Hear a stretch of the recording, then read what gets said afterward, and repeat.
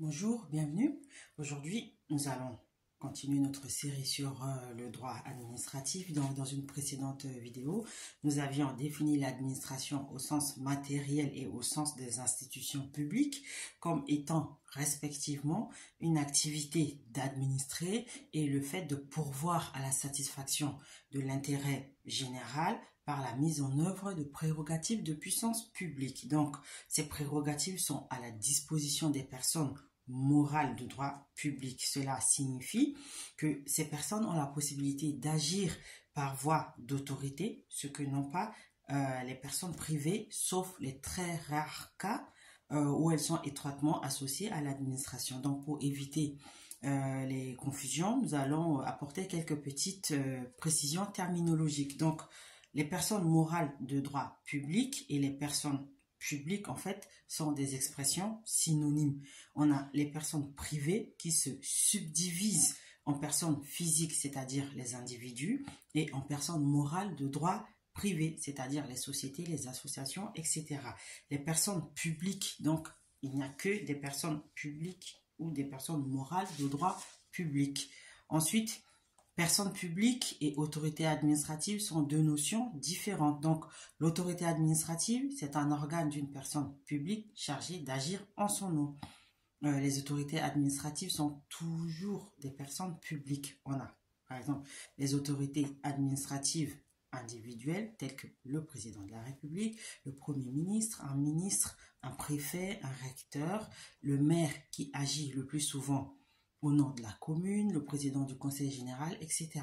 On a ensuite les autorités administratives collégiales, telles que les assemblées délibérantes des collectivités territoriales, le conseil municipal, etc., qui agissent chacune pour le compte de la personne publique dont elles relèvent.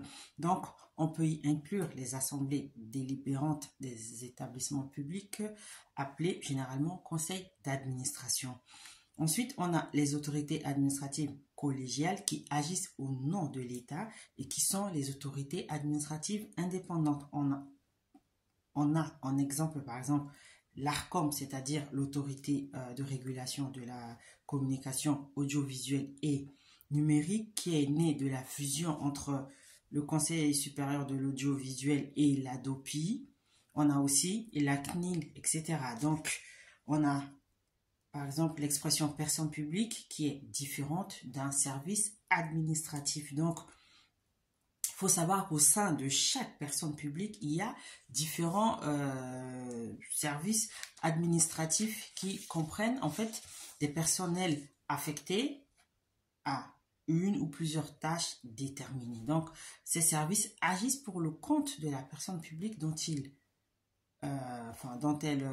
dont ces services relèvent, mais non pas eux-mêmes la personnalité morale. Par exemple, dans une commune, on a les services des espaces verts ou de la voirie qui n'ont pas la personnalité morale, mais qui travaillent au nom de la commune. Donc, au niveau de l'État, les ministères ne sont que des services administratifs qui n'ont pas la personnalité morale non plus, mais qui agissent au nom de l'État. Cependant, toutes les personnes publiques ne sont pas à mettre sur le même plan d'égalité, car en effet, l'État occupe une place à part, et cela pour plusieurs raisons.